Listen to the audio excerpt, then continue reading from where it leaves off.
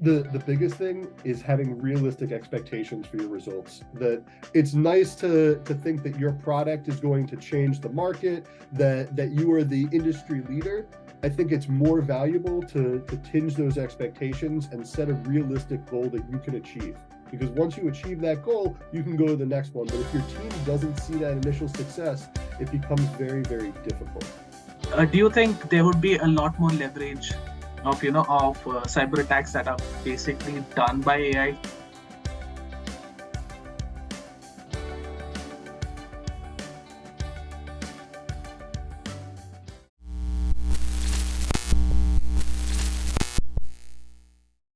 A little bit about how is the threat landscape majorly in Israel? I think it's one of a very unique country when it comes to cyber security, and one of those countries who have actually been at the forefront. So how has that basically groomed you, and your journey in cybersecurity? So for me, being in Israel has given me, it's really the sheer opportunity. The community is very close knit. A lot of people have diverse cyber experience, and if given the opportunity, they'll open up to you. They'll give you a lot of experience, a lot of these touch points. So my first job in cybersecurity almost 4 years ago, the CEO was the former head of critical infrastructure defense for the Israeli Defense Forces. So understanding how he views the threat landscape and the ecosystem and these different technologies that the military has used for 15, 20 years, and as they evolve into the civilian sectors, it was really interesting. And then at the same point, it's a lot, the barriers to entry are a lot different in Israel. It's a lot about relationships. The military provides a lot of opportunities for people to get that core basic understanding, but people can kind of be bootstrapped. If you can sell yourself and say, I can help your organization, they're going to give you that chance. So I was very lucky to have a lot of people who had a lot of vast experience and gave that to me. But it's also, a lot of feet on the ground, understanding why is Israel at risk? Where are the different reasons? Is it critical infrastructure, specifically with water? I think that we've been targeted many, many times in healthcare. It's a very interesting environment, and to see that, in other countries, the risk can be something that you take seriously, you try to mitigate in 10 or 15 years. Here, it's happening in real time. It gives us that experience. So it's a mix of practical and just the opportunity to face. For me, I'm not on the technical side. I'm more marketing and trying to get the vision, and more so communicating the complex technical ideas into something that's broadly accessible. So I think that the ecosystem is ripe for people to be able to find their niche. And it's not just somebody who's technical. You could have a lot of different experiences and still find a way to have value in the Israeli cyber world. Okay. Pretty nicely said. You had pretty a delightful journey in that case. Yeah, my background, I started out in diplomacy, working in Israel-China relations, and then it was interesting. I was doing a research project for the Chinese government, and I was doing a lot of research on Israeli startup culture, the innovation ecosystem, the factors that drive innovation, and what enables a startup to be able to scale to the next level and do it in rapid form. So I think that it was really interesting to go from that kind of analytical research, then to going and working with high-tech companies and working with cybersecurity companies and seeing, I've seen from the outside what's driving the landscape, what are the internal drivers, what are the factors that really do it, and seeing, is this something that's a model that can be repeated? Is this something that is really like a lightning in the bottle? And it's very interesting. I think that in practice, the innovation ecosystem idea, it's very, very complex, but some of these factors can be reproduced like we have in Israel, and you can get amazing benefits. Okay, great. So the startup that you spoke about, was it basically a cybersecurity one, or it was just a regular technology? So it's a cybersecurity startup.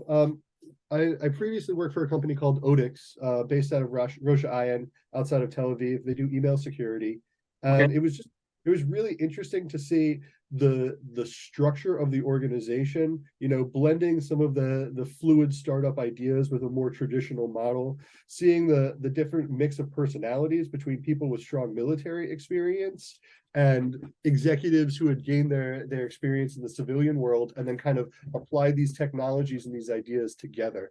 And, the biggest thing that I really learned was the fluidity of ideas, and if you have a good idea, how it can go straight to the top. There's not this very strong hierarchy that you need to do this, that, or the other to pass something along. If you have something that's going to benefit the company, everybody's willing to listen. And I think that that's something that's really, it enables the organization to work a lot better, and it gives people a sense that they matter. And I think that any employee, and especially in cyber, where keeping an employee in the company for longer than a year is almost a pipe dream sometimes. Right. What are we doing to make the employee feel valuable? And I think that they did a really good job of blending those roles and the specialties and understanding the value of the individual. Okay. So now that you actually started off your career from a cybersecurity startup, what's a key takeaway that you have for a lot of cybersecurity startups that are now prevalent? I think that the biggest thing is having realistic expectations for your results. That it's nice to think that your product is going to change the market, that you are the industry leader. I think it's more valuable to tinge those expectations and set a realistic goal that you can achieve. Because once you achieve that goal, you can go to the next one. But if your team doesn't see that initial success, it becomes very, very difficult. Very rightly said. I think we have something like that. Right. I mean, I've been on the other side of it where, we tried to think that maybe we're going to dominate the market. And if you use that language, you can alienate people when you approach the problem. And I think that this is increasingly with cybersecurity, with giving people, credence and legitimacy, is saying, I don't understand your problem. Let me discuss the pressure points. Let me tell you what I do know and hear you. And that gives more room for a conversation. The more that you try and say, I know everything, you just, not only do you not, but it doesn't show the broad nuance of issues that people in the cyber community are dealing with. Great. Wow. That's basically for me, by the way. All right. So another thing, I think this I did actually share it with you. I think there's been a conversation about a cyber dome between Israel and the Arab state.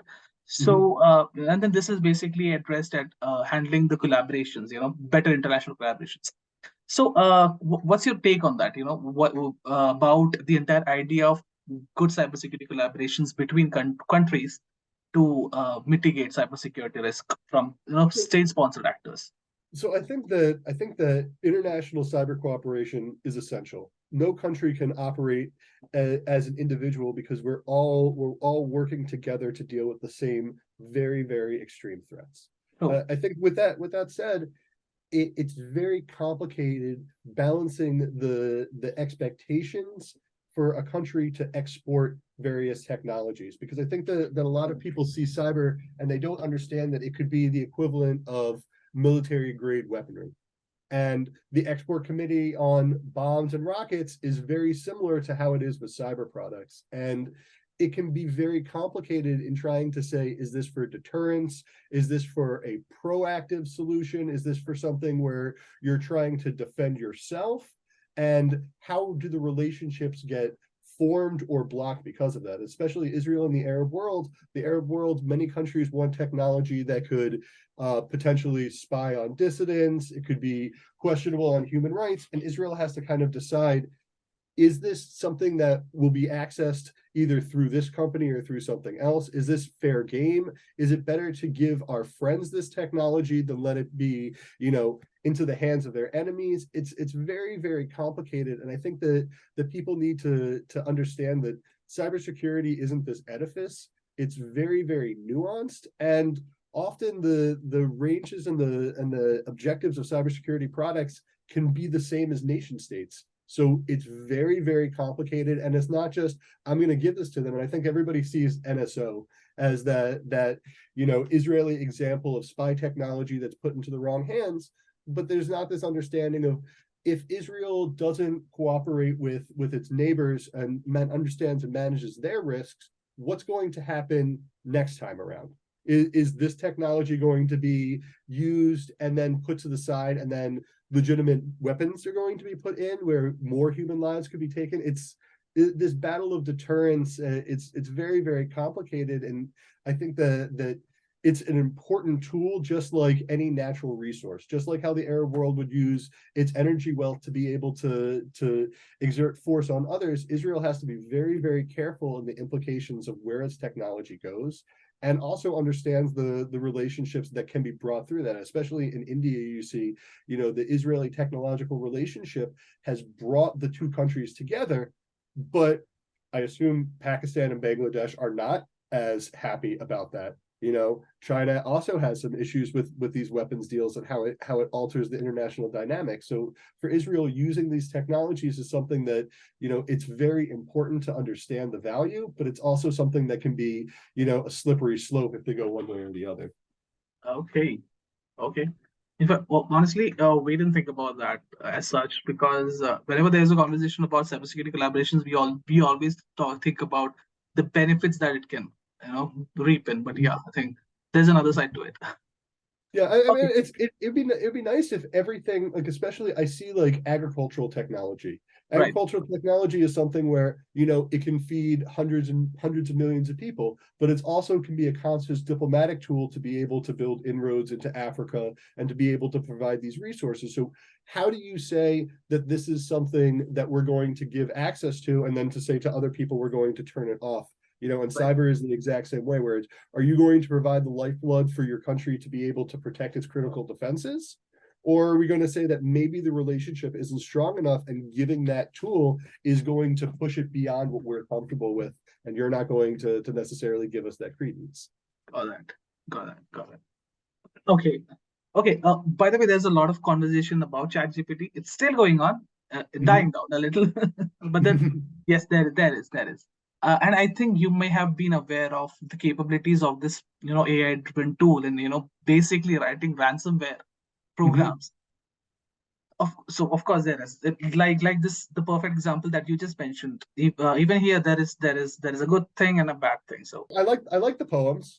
They're definitely scary. As a writer, I'm not so intimidated that my position is going to be taken, because there's still a human element that's a little bit missing. And I think the idea of like general AI, where, we're talking about the Jetsons and everything is like existing in the future, is still very, very far off. But I think that AI can do specialized tasks if it's trained. It's about the bias that inherently gets put into AI. I worked many years ago in a synthetic data and facial recognition company. right. And the biggest thing that they were dealing with was this algorithm bias, where they just didn't train it on enough diverse people, and then all of a sudden they said that Black people are doing this, or Asian people are doing this, and it's making these distinctions because it just doesn't have the quantity of data. So I think that the bigger issue is the people who are training the systems, and the expectation that it's going to do these multi-functioning broad tasks.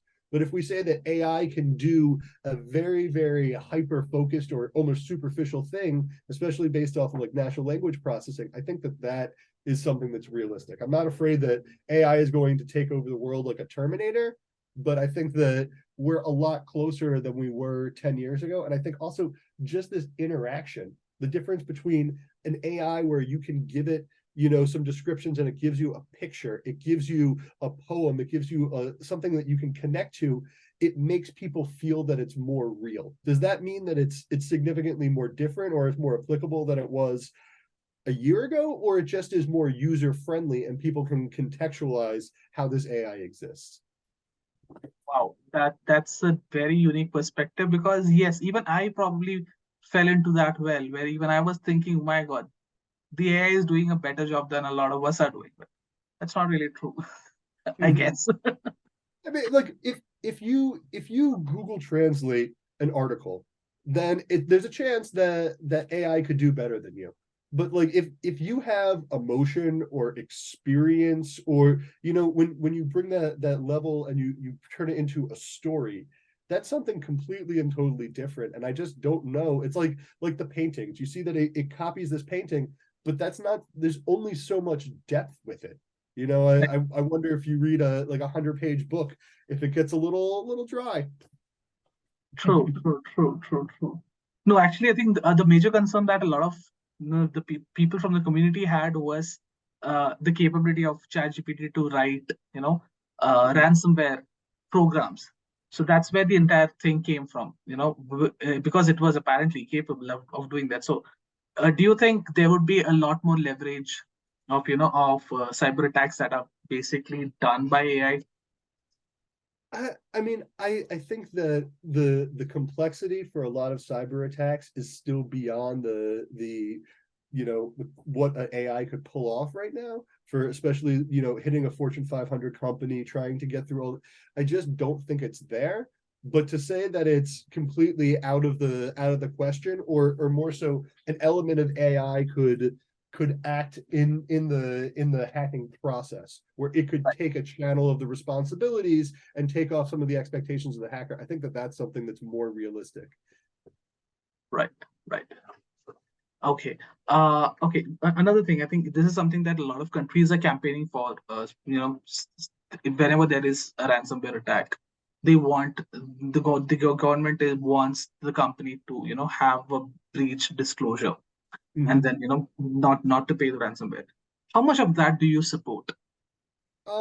So I know, especially in Australia, there was big legislation a couple months ago, forcing a greater level of accountability. I think that it's very, very complicated, because if you have complete transparency, the hackers can take advantage more. You can see who's been compromised. I think that it's a very, very complicated situation, and especially for SMBs, how it can impact their brand reputation.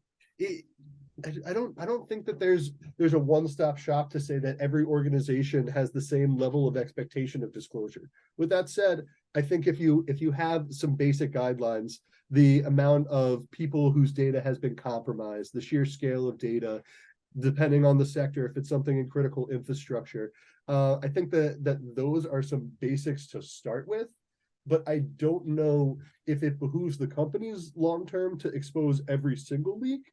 I don't know. I think that a mechanism, if there is maybe a secure mechanism for companies to be able to report it, where everything doesn't necessarily go into the public domain, that could do it. It's something, it's so new, and the relationship, because even we're talking about reporting the event, but even going back to the company deciding to pay the ransom or not, it's not so clear cut. So all of these things, it depends on what is at stake.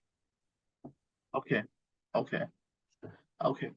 So yeah, also a couple of things that probably comes into my head is also the fact that the entire thing, how does it take a toll on probably the guy who's taking the decision? Because when Colonial pipeline incident happened, he actually took a call, just go ahead and just pay, because at the end of the day, things probably lives were at stake, things were happening bad. So basically it depends. If you're a hospital and Exactly. I've been hit 3 times this year, and I decided that I'm going to pay the ransom and everybody is not going to get cut off of life support, do I want to expose that my hospital continues to be at risk for other hackers? That's definitely a major issue. But the hospital on their end, they need to be able to make that executive calculation. What are we going to lose? How much downtime is going to be put on there? How much is our reputation going to be impacted? And how long is the story going to take to get out? So as nice as it would be for all cyber insurance companies and governments to say, nobody can pay the ransom, whenever everybody gets attacked, you need to raise a flag. I think that it needs to be, either on an industry by industry basis, and having some core KPI to be able to determine that. But it's painting in broad strokes ends up not creating such a clear picture. Africa is huge. Nigeria alone has nearly 220 billion people. As a result, the size and scale of the continent, the technical problem and career opportunities vary tremendously country by country. So for here, exactly the premise here. I mean, of course, yeah, I think over over time, I think we are actually talking about this in a loop of the complexity of several issues, and this again touches on that, the complexity of a standard regulation or a standard compliance. How much of that is relevant here?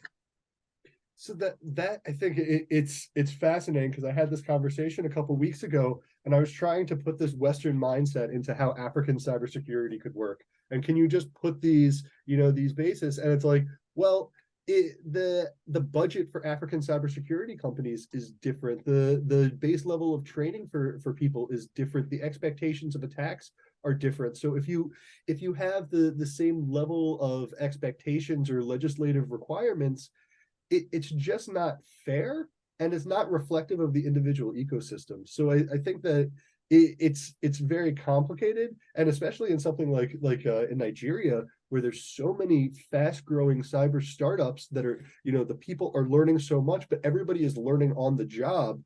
It's just a different process than how a highly formulated Western cybersecurity company with, accepted funding and the standard route would go about doing things. So when you view it in the same lens, the success rate is going to be different, and the barriers to entry are very different. I think that having like a regional or country by country based standard on what's necessary is more, fair, or even something like in a broad regional standard. But I think in more developed economies and developed ecosystems, it's a different world, and how they approach risk and risk management, it's different.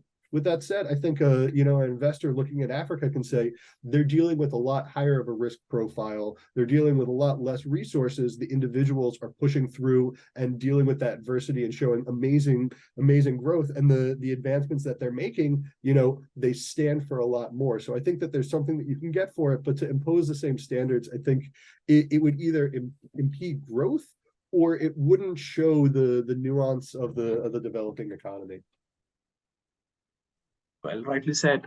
Okay, I think probably this is among a few last questions that I have.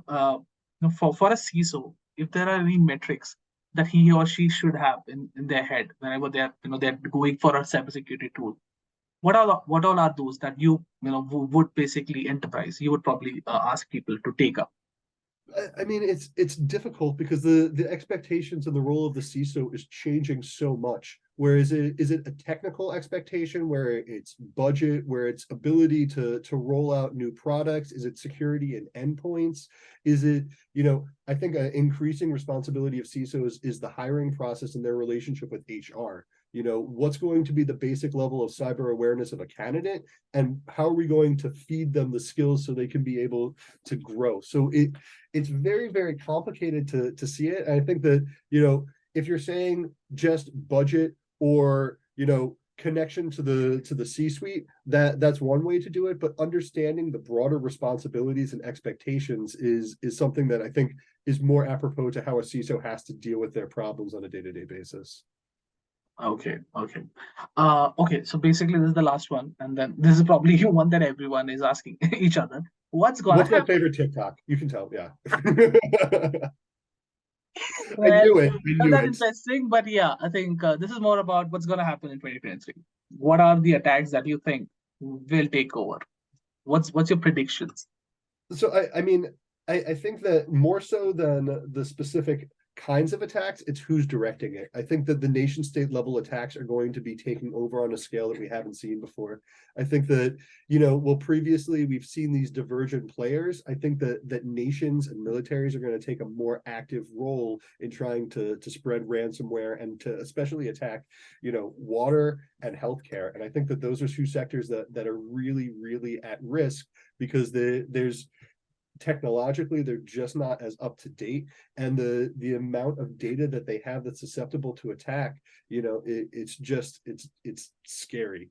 So I don't know if there's a specific way that we have to handle it, but I think that from a perspective, the hackers are going to have more resources. The scale and the sheer quantity of attacks are going to get greater, and the focus is going to be on the most vulnerable critical resources that are impacting a country. Because we've seen this game of how are we going to impact someone's economy, but it's very different when you pull out their heartstrings and then you go to the core drivers of what enables their country to function. Right. Okay, I think that's my time. All right. Again, it was great talking to you. It was a great conversation that we had. Anything else that any closing note that you want to just share? Yeah, I mean, something that for us, I'm actually starting to expand my reach for cybersecurity into cybersecurity PR globally. And Right. we're going into, Africa, we're going into Asia, we're going into India, and we're trying to get new partners and try and break down some of this bias where traditional Western cybersecurity companies are getting the mainstream press and trying to prove that thought leadership is blind.